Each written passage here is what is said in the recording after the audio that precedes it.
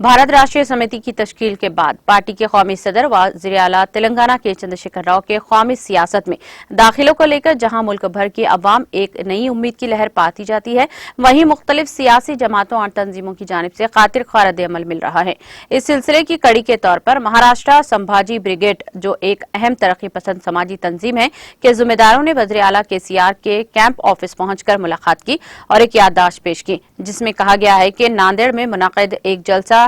हालिया जलसे आम में आपने यकीन दिलाया कि 2024 में पार्टी महाराष्ट्र में तमाम निशिस्तों पर इंतखाबात लड़ेगी। हम आपकी खुश आमदीद कहते हैं। इसके अलावा इस बात की दरख्वास्त की गई है कि समिति और संभाजी ब्रिगेड तंजीम महाराष्ट्र के लिए नजरिया और मिशन की पॉलिसियों का इश्तराक करें। हमें ये ऐलान करते हुए खुशी हो रही है कि हमारा पूरा कैडर और 1600 से ज्यादा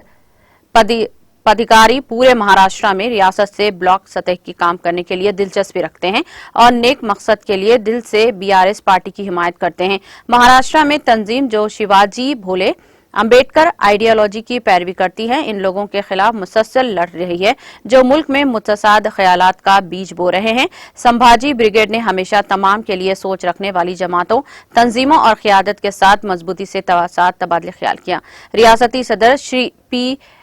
यगोड़ा ने और रियासती general secretary Shri Subhash bore के दोनों ने सेहत के मसाइल की बुनियाद पर मुलाकात से माजरत ख्वाही की, ताहम अपनी तरफ से मुबारकबाद रवाना की। वफद में अच्छे भोले,